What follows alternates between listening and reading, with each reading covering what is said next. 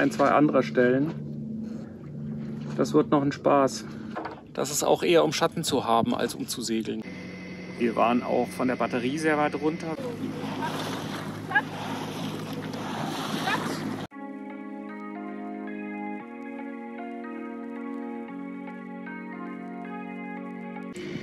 Guten Morgen. Ich bin um 4:30 bereits wieder losgefahren. Wir hatten gestern in der Ankerbucht festgemacht, so ungefähr 10 Meilen südlich von Livorno. Wir hatten die ganze Zeit Dünung quer ab. Das war ein bisschen unruhig, aber trotzdem okay. Wir haben dann jetzt beide im Salon geschlafen. Seitdem, also jetzt seit 2 Stunden bin ich wieder unterwegs. Bald wird die Sonne aufgehen. Ich laufe unter Maschine, weil wir keinen Wind haben, ist auch heute nicht zu erwarten. Geht also ganz ruhig dahin.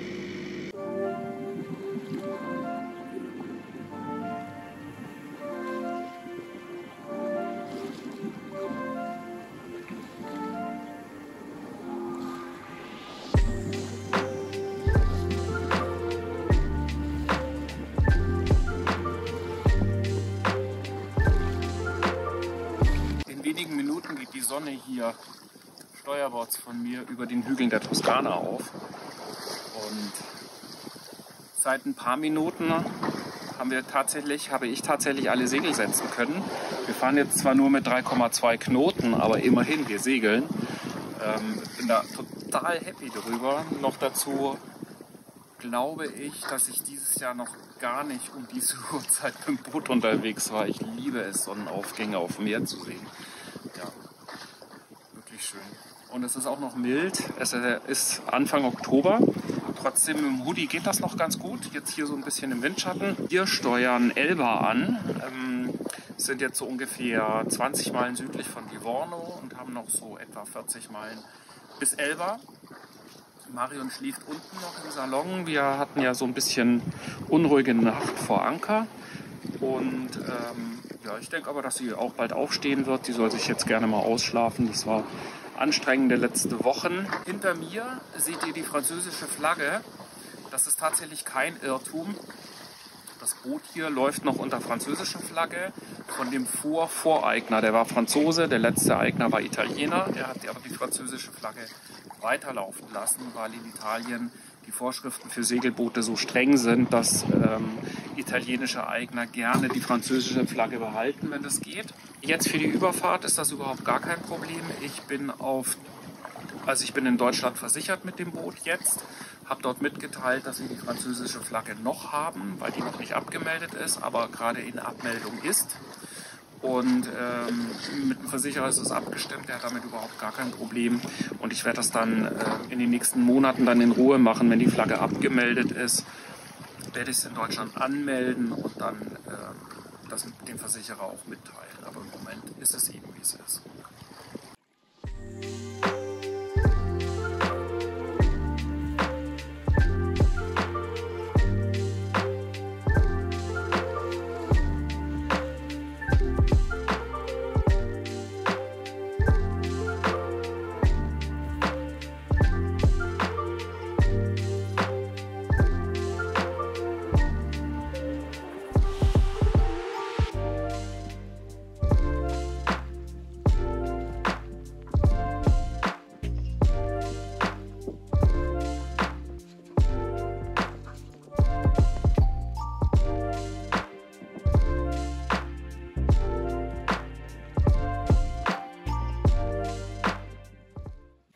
Also es war eigentlich klar, dass wir heute nicht segeln können von der Windvorhersage, und zum Glück hat das jetzt den Vormittag, also den frühen Vormittag, Christoph ist ja früh aufgestanden, gut geklappt noch ein bisschen, aber jetzt, wo die Sonne wärmt, ist es vorbei mit der Thermik und jetzt werden wir mal die Segel einholen. Und das läuft ja jetzt hier ein bisschen anders und das zeigen wir dann jetzt mal.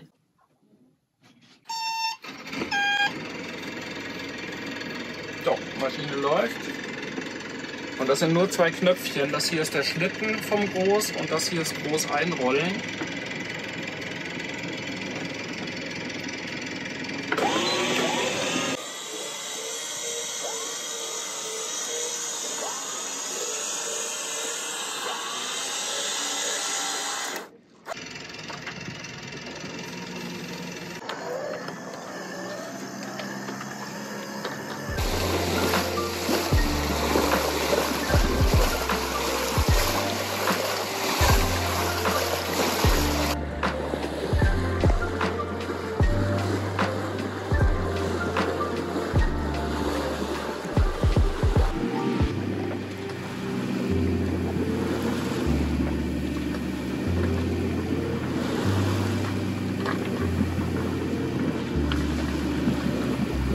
was der für eine Welle macht, ne?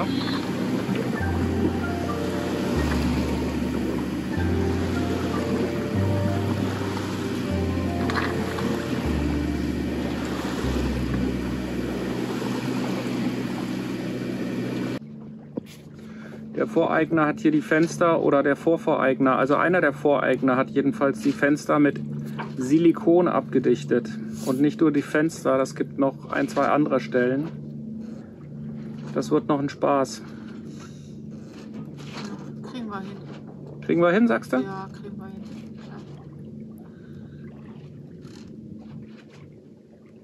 Ist halt ordentlich, du musst es halt ordentlich, wirklich ordentlich reinigen mit Silikonentferner und Alkohol und nochmal und nochmal und nochmal. Das ist halt eine ganze Weile mit Reinigen beschäftigt.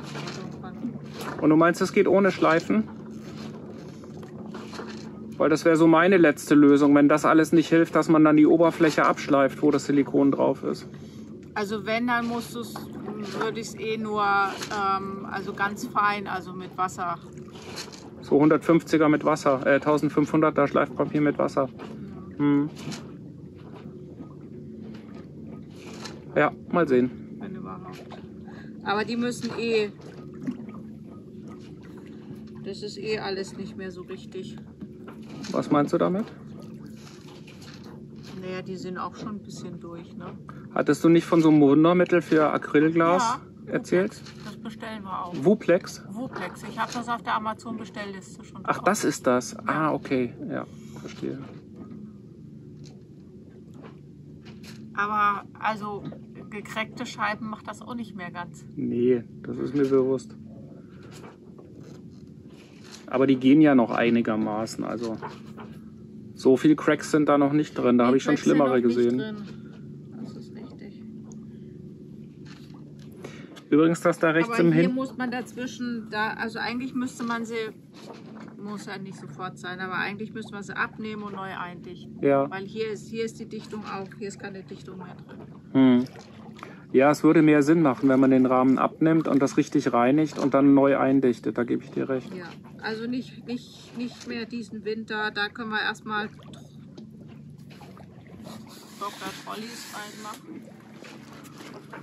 Oder wie das heißt. Tullis. Aber so aus dem Nahen sehen die schon wild aus, ne? Ja, deswegen meine ich. Und meinst du, es geht mit Wuplex weg, ja? Hier, guck mal. Ja, stimmt. Ja, das Wuplex war eigentlich für die große Scheibe gedacht. Mhm. Die hier. Ja, da oben die Also Deckshedge, ne? das ist ja erstmal nur Dreck hier, guck mal. Tatsächlich. Ah, ja. Ja. Und hier ist, hartnäckig wahrscheinlich, aber das kriegen wir auf jeden Fall mit Wuplex. hier ist gut. die Silikonfuge. Genau. Aber das ist nur hier das Stück, ne? Also ansonsten ist hier kein Silikon. Okay.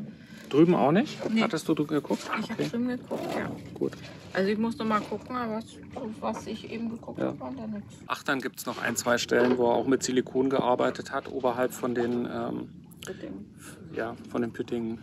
Da wie so eine Regenrinne aus Silikon gemacht. Wahrscheinlich waren die mal undicht. So, 1,5 Knoten Fahrt.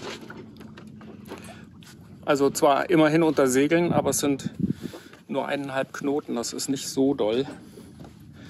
Ich hatte eigentlich gehofft, dass wir jetzt hier zwischen den Inseln, da hinten ist übrigens Elba hinter mir, hatte gehofft, dass wir jetzt zwischen den Inseln so eine kleine Düse bekommen. Also vorher ist kein Wind und dann, dass es vielleicht dann gerade so eben reicht. Aber das ist auch eher um Schatten zu haben, als um zu segeln jetzt im Moment. Hier, die haben wir gestern auch noch erneuert, die Leine hier. Das ist die Verstellung vom Traveler. Ist übrigens ganz pfiffig gemacht. Ich finde das echt toll gemacht.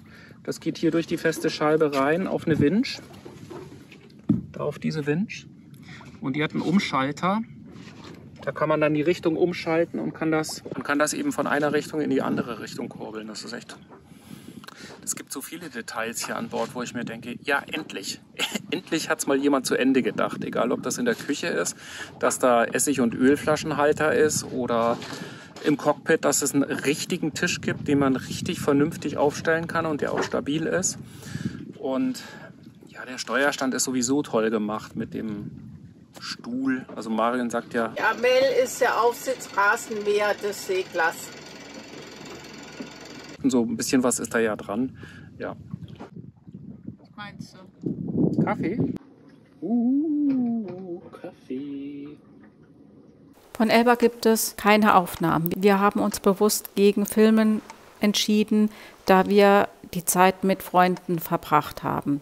Mit Markus und Melanie sind wir damals von A Coruña bis Lissabon zusammen gesegelt und wir haben uns sehr gefreut, sie endlich wiederzusehen. Außerdem haben wir die Zeit nur dafür genutzt, einkaufen zu gehen, uns vorzubereiten und Christoph war zweimal tauchen. Wir waren insgesamt nur wenige Stunden dort, keine 2 vollen Tage und daher haben wir auch von der Insel nichts gesehen. Wir werden aber wiederkommen nächsten Sommer. Irgendwann möchten wir Markus und Melanie wieder besuchen und dann auch mehr Zeit auf Elba verbringen. Und dann wird es auch viele Aufnahmen geben. Aus diesem Grunde geht der Film direkt weiter mit der Rückfahrt nach Barcelona.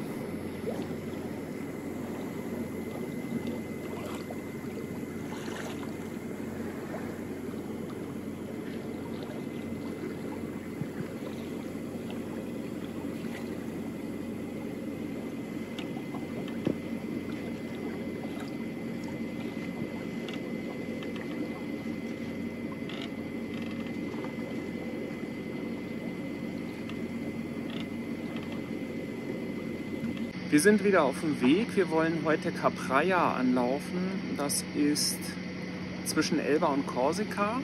Hinter mir ist noch Elba zu sehen. Es ist relativ früh am Morgen. Wir sind seit 1,5 Stunden unterwegs.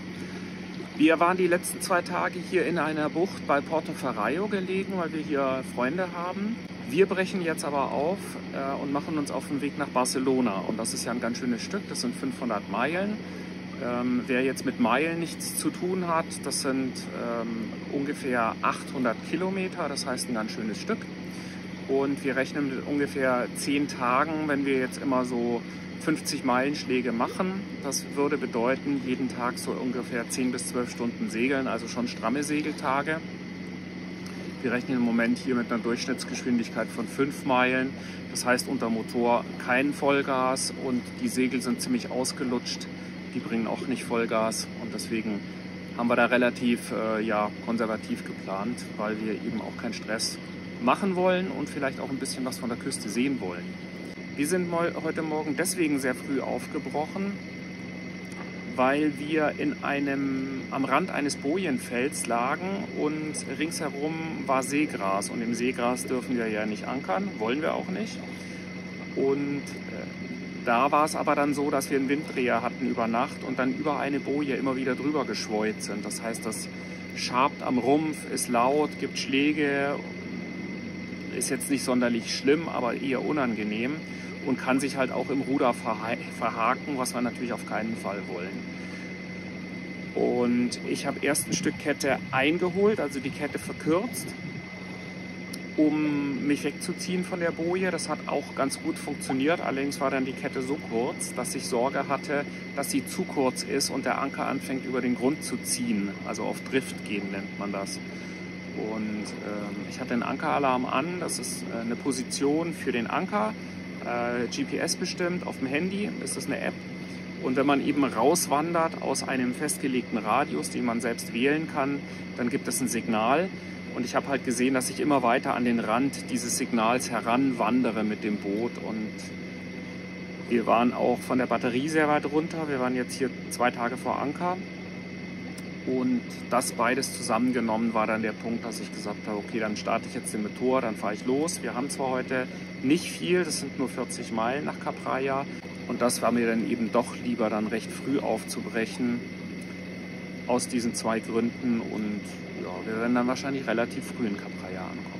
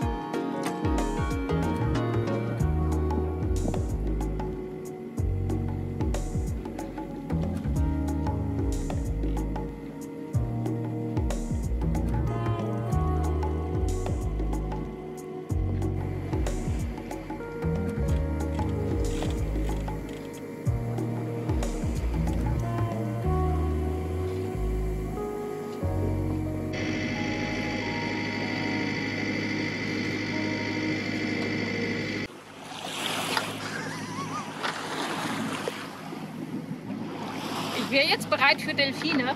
Voll die Dünung, ne? Ja. Voll die Dünung, wieder damals auf der Biskaya. Ich wollte eigentlich gerade sagen, dass das so schön ist, dass man hier so sicher steht und dass hier auch so viel Platz ist. Also hier. Platz. Und eben ist das Vordeck, ne? Ja, du kannst hier rumlaufen. Es ist sicher, du hast immer überall irgendwas, wo du dich festhalten kannst, wenn es schwankt. Toll. Einfach großartig.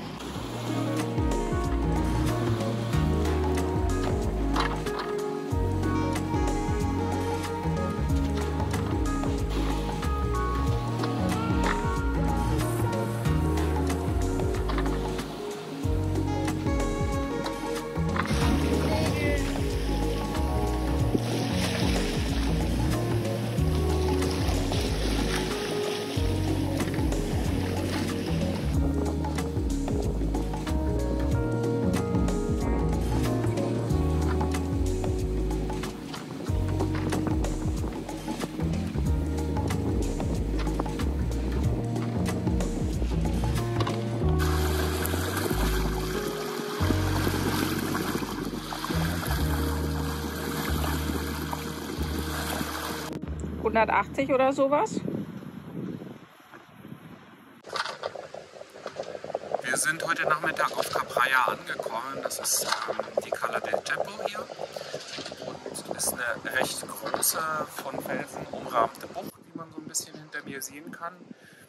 Sandgrund und türkises Wasser, wenn man mittags hier ist. Total schön. Allerdings, wir kommen ja nicht ans Ufer, wir haben ja kein Dinghy, noch nicht. Aber es ist eine schöne und ruhige Bucht. Es ist ein kleines bisschen Schwell haben wir im Moment, aber es ist okay, weil es klatscht zumindest nicht. Und ein weiteres Boot ist mit uns noch hinter uns da, Dänen. Und ja, wird wahrscheinlich ein ganz ruhiger Abend werden. Morgen werden wir früh wieder losfahren. Wir wollen morgen La Spezia erreichen. Und ja, mal sehen, wie das morgen läuft. Also heute war ja nur Motoren, mal ganz kurz ein bisschen segeln und so wird es wahrscheinlich morgen dann auch sein. Aber wie Marion vorhin schon sagte, wir müssen eben ja, eine Überführung machen und nach hinten raus haben wir nicht mehr Zeit. Die letzten Tage haben wir tatsächlich auch gemerkt, dass wir kein Dinghy an Bord haben, also auf lange Fahrt zu gehen und ankern zu wollen, ohne ein Schlauchboot, Beiboot irgendwelcher Art zu haben, ist keine besonders gute Idee, weil man kommt nicht wirklich von Bord, außer man hat Freunde mit einem Motorboot. Ja, aber ist egal, es war jetzt mal so und wir hatten geplant, dann den weiteren Verlauf der Reise mit Häfen zu machen und so weiter, um unsere Sachen loszuwerden oder mal einkaufen zu gehen.